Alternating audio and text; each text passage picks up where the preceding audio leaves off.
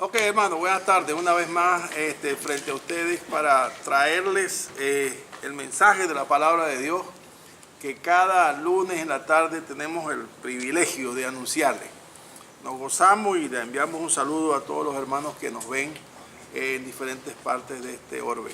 Allá los que están en Medellín, los que están en Estados Unidos. Gracias por seguirnos en nuestro canal de la IBT, de Iglesia Bautista El Trigal. Y vamos directamente al tema.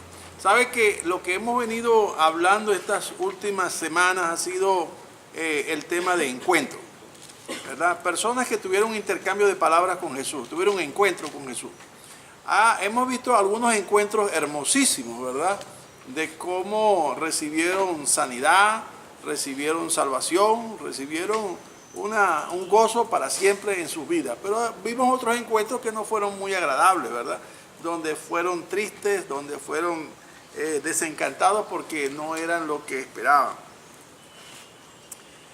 Hoy vamos a entrar a nuestro penúltimo encuentro de y falta uno que va a estar en Hechos capítulo 1 y que voy a anunciarles hoy. Espero como siempre que Dios les use, que Dios sea tomándoles, guiándoles por medio de su Espíritu para que otros puedan llegar al conocimiento de la palabra. ¿Sabe que mientras leía este pasaje una y otra vez, veía, este pasaje viene a continuación, ¿verdad? Cronológicamente, desde la semana pasada, el camino de Emaús. Decía que en el camino de Emaús, estos dos discípulos, Cleofas y el otro que andaba con él, el Señor se les apareció y le dijo, ¿de qué pláticas son estas que estáis hablando entre vosotros? Y ellos hablaban, ¿cómo es posible que tú no te des por enterado de lo que ha pasado últimamente en Jerusalén? Entonces le hacen la referencia a Jesús cuando él le pregunta, ¿de qué cosas hablan? Y en la célula mía veíamos que había algo de humor aquí de parte del Señor. No, cuéntenme, ¿qué fue lo que pasó? Me resulta diciendo que él era el actor del fin de semana. Bueno, el asunto es que como no terminamos el pasaje completo porque no era lo más relevante, sino lo relevante era el punto de la palabra creer. ¿Qué hay en el corazón del hombre que lo hace tan duro para creer? ¿Sabe? Miren esto, ¿no? Cuando nosotros nacimos, nuestros padres, toda la genealogía nuestra, ¿cuántos conocen una cuarta generación hacia arriba? Es difícil, ¿verdad? Porque nosotros conocemos mamá, conocemos la abuela, la bisabuela, pero no sé, alguna foto que hay por ahí de la tatarabuela, eso se desaparece, ¿verdad? Bueno, y los más viejos como yo, ya eso no, es imposible que tengamos una idea en lo general. Algunos sí se dedican a eso. Vemos que en nuestras generaciones no hay antecedentes de quienes eran nuestros antepasados.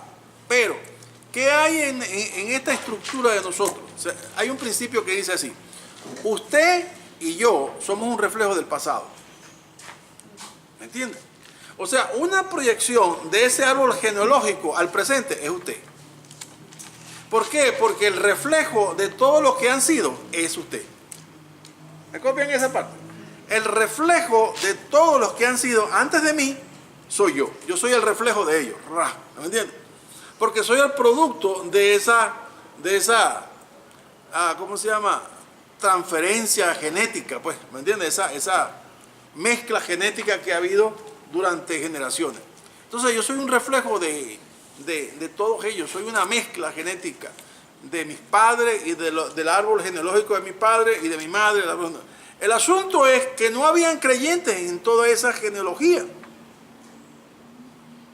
Y fui criado bajo un concepto de no creencia, sino de vivir, de experimentar, del hoy.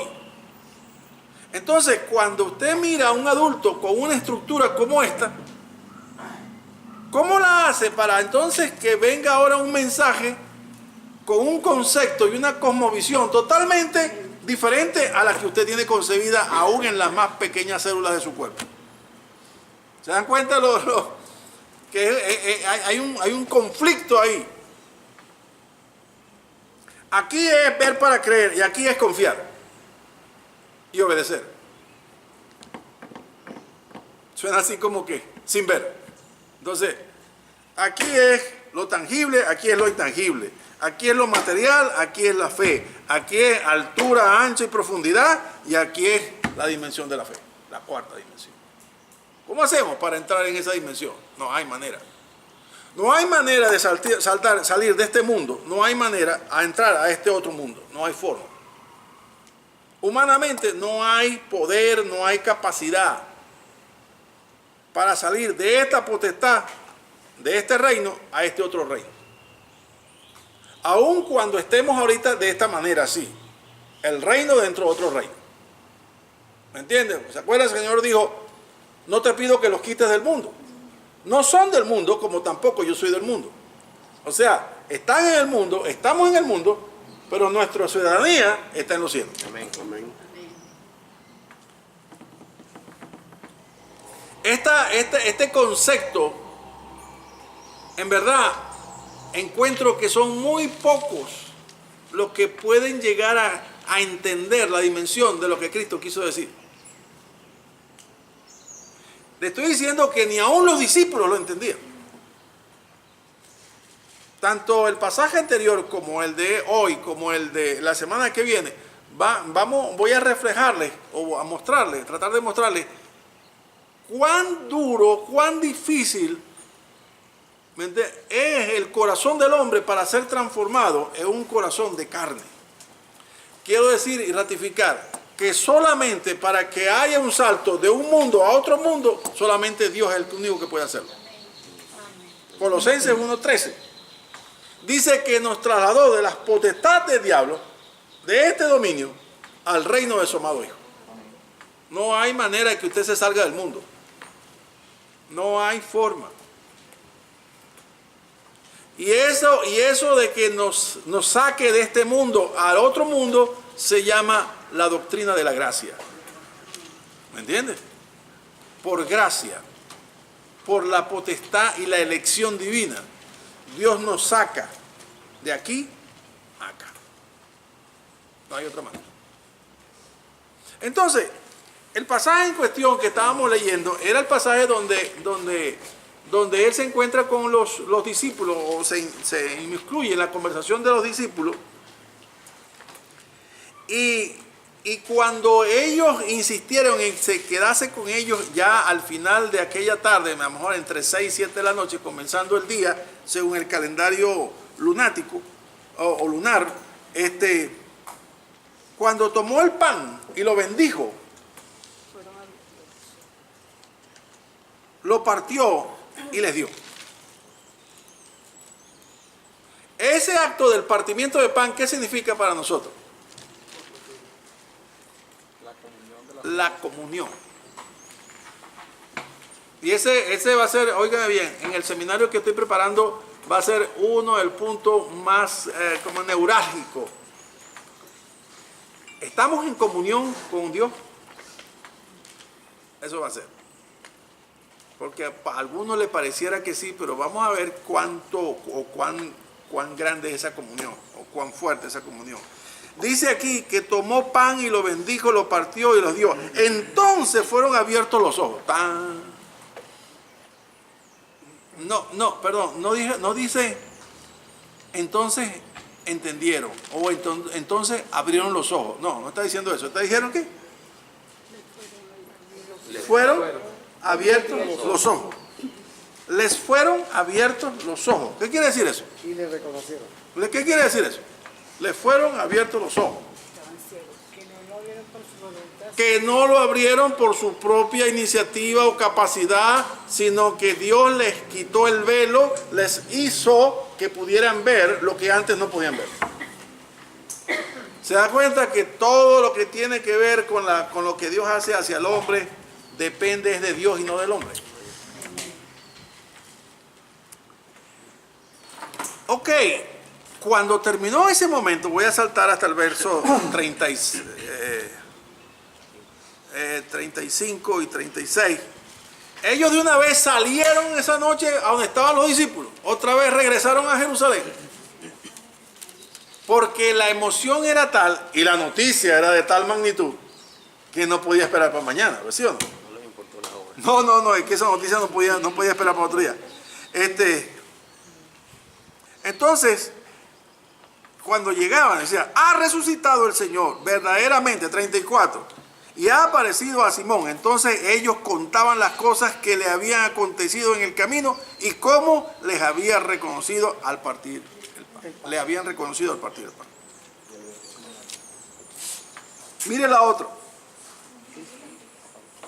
Mientras ellos aún hablaban estas cosas, Jesús se puso en medio de ellos y le dijo, Shalom. Shalom. Ese es el saludo hebraico, ¿no? Shalom. La paz de Dios sea con vosotros.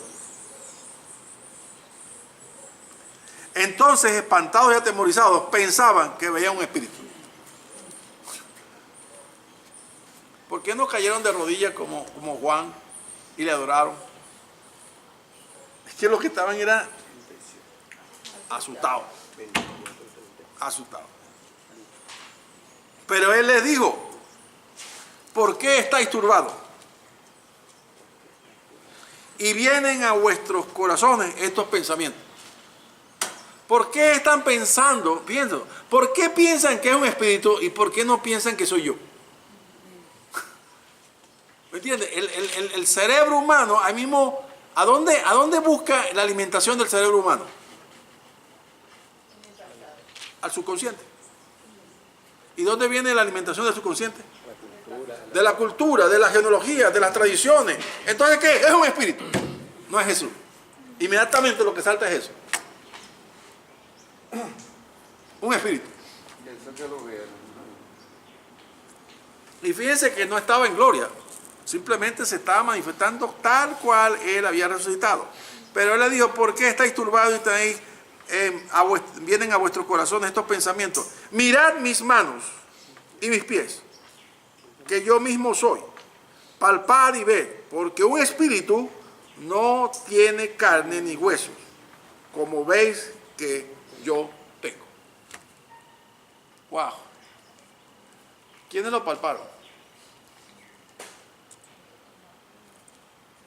Yo creo que todos se lanzaron, Señor, ay, Señor, ¿me entiende? Estaban, perdóneme la especulación que estoy haciendo en este momento, pero yo me traslado, ¿verdad?, en un gusano del tiempo en este momento. Y entonces hago esa traslación y me imagino ¿cómo se llama? La exponenciación de las emociones en sus corazones. ¿Por qué? Porque no es cuestión de ir de 1 a 10, es cuestión de ir de menos 100 a 10. ¿Sí me explico? Porque estaban totalmente anímicamente destruidos. Estaban asustados, estaban escondidos por temor a los judíos. Y entonces, cuando eso está en tiniebla, cuando eso está eclipsado, su enamoramiento, su admiración, su seguimiento de Jesús, está eclipsado por el hecho mismo de la crucifixión y la muerte, que ahora, ¡bum!, se voltee la torta y se le aparezca al Señor. Bueno, no me imagino, no sé cómo sería si tuviéramos que en una ecuación, en una fórmula, en una magnitud, en joule, en kilopondios, en no sé qué, poner la emoción que se tenían esa gente ahí. Era máximo. Entonces, otra cosa, él dijo ahí claramente, nadie le dijo, no, es que estamos pensando, no, ellos pensaban, y él leía el pensamiento de ellos, entendía lo que estaba diciendo. ¿Por qué vienen a vosotros estos pensamientos? Ya sabía que estaban pensando ellos. Ahora, esto es importante en la doctrina de la cristología de la salvación. ¿Cuál? La resurrección de Cristo. Amén. En carne. Porque tanto para los judíos Pablo en su defensa dice, ¿se acusa o se tiene por gran cosa que haya resurrección de los muertos? Si la misma palabra de Moisés dice que habían de resucitar los muertos. Eso es algo grande. Si nosotros la secta de los fariseos enseñamos de la resurrección de los muertos. Entonces,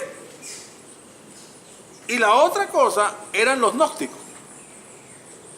El gnosticismo no acepta ni aceptaba que Dios se haya manifestado en carne. ¿Por qué? Porque la carne es totalmente pecado.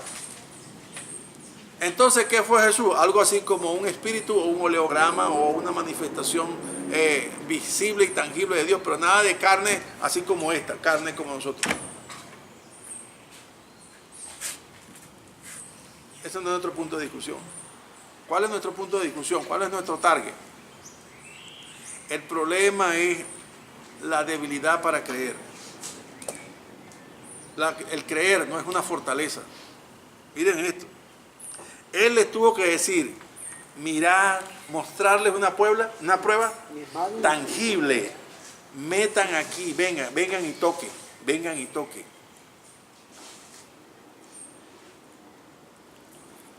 Le mostró las manos y los pies. 41. Y como todavía ellos de gozo no creían. Bueno, entonces, ¿se da cuenta? Las emociones, como la mala hierba, ¿me entiendes? Abrazó la racionalidad. Todavía no había luz en su racionamiento. Por eso dice aquí, y como todavía ellos de gozo no creían y estaban maravillados, le dijo, ¿tenéis algo de comer? ¿Tenéis algo de comer? Entonces le dieron parte de un pez asado y un pedazo de miel, un panal de miel. ¿Quiere cenar esta noche al estilo de Jesús? Búsquese un panal de miel y un pedazo de pescado. ¿Qué combinación? Yo nunca he cenado así. Pero lo voy a hacer, me llama la atención.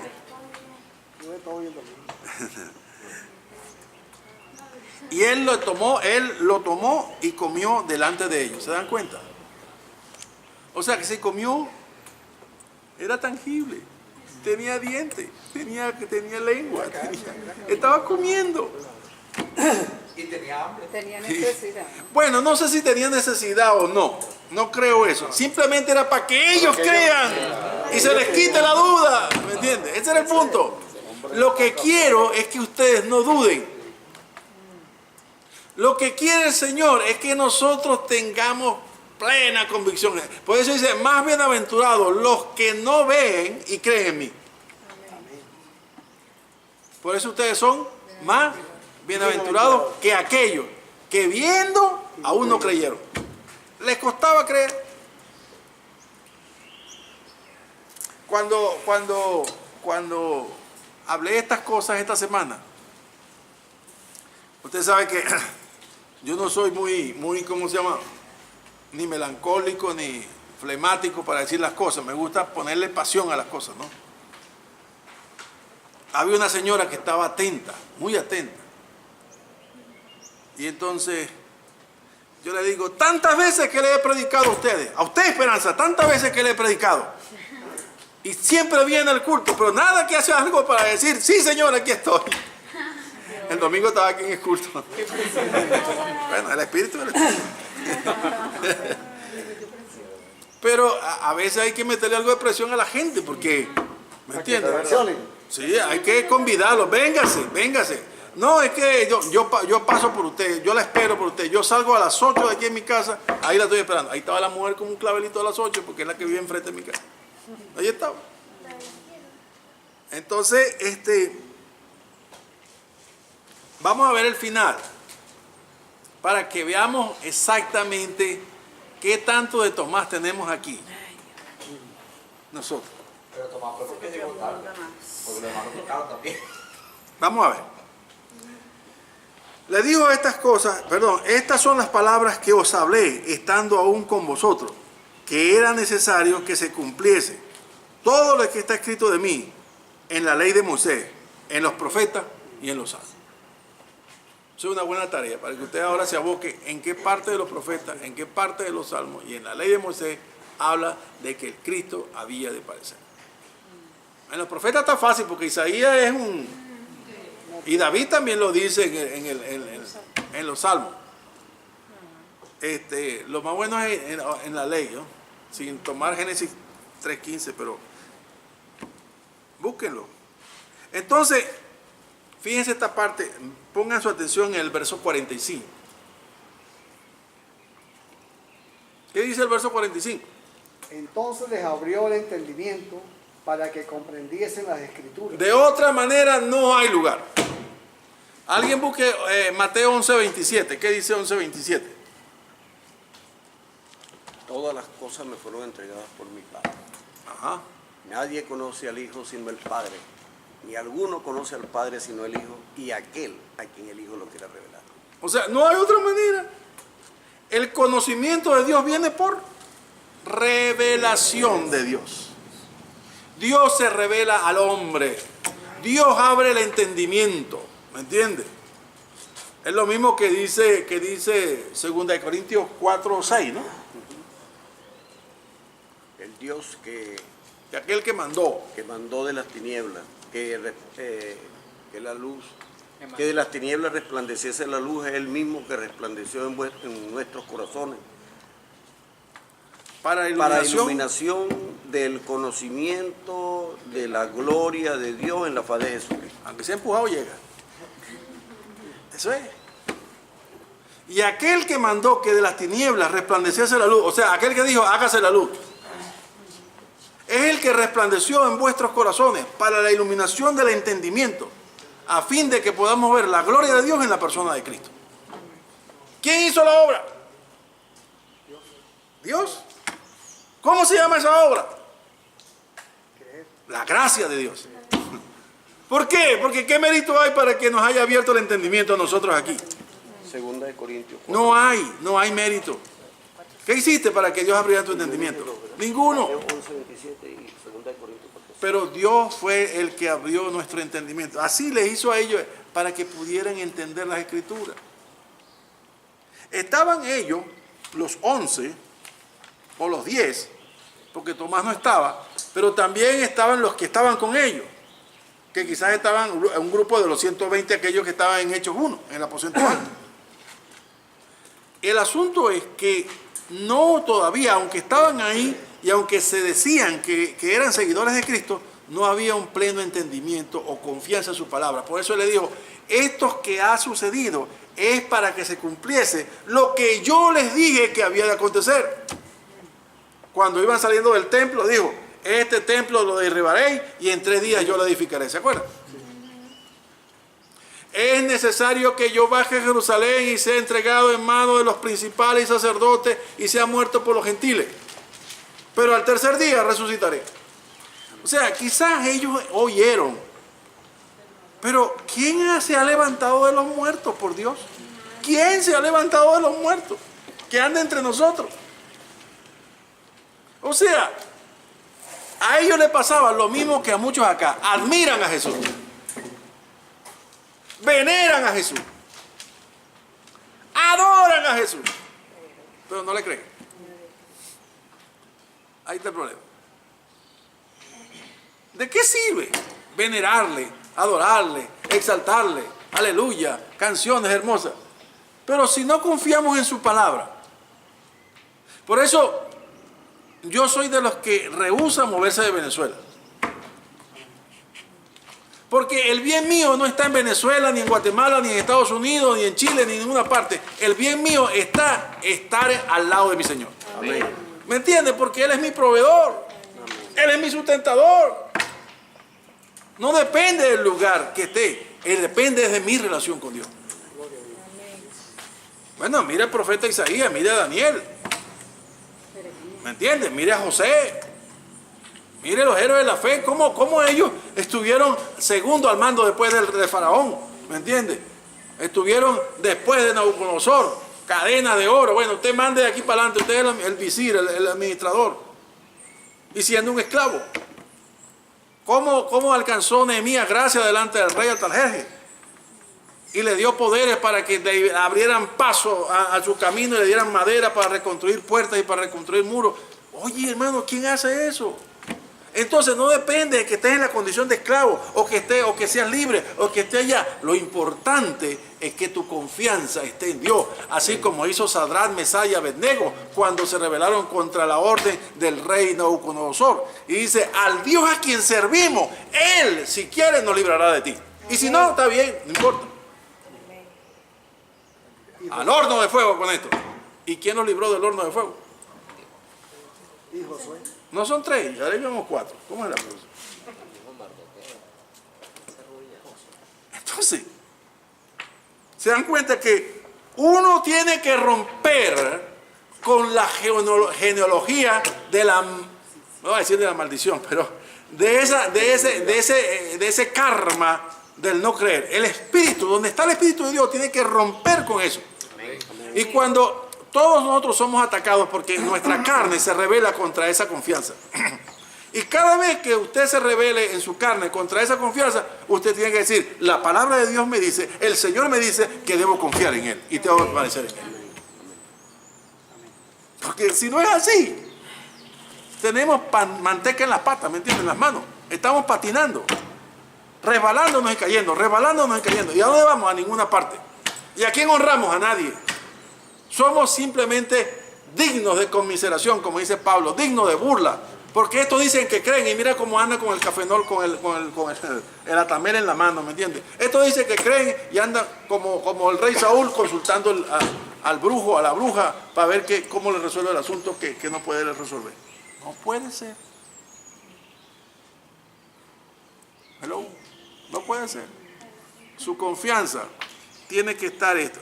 Pablo dice que las cosas que se han escrito son para nosotros un ejemplo. Él se refiere al Antiguo Testamento. Bueno, a nosotros hoy, esto que se escribió aquí es para que creamos. Si no, busque el último capítulo de Juan y dice, muchas cosas más hizo Jesús, tales que si tuvieran que escribirse, no alcanzarían los libros del mundo, pero todas se han escrito para que vosotros creáis en Él. Amén.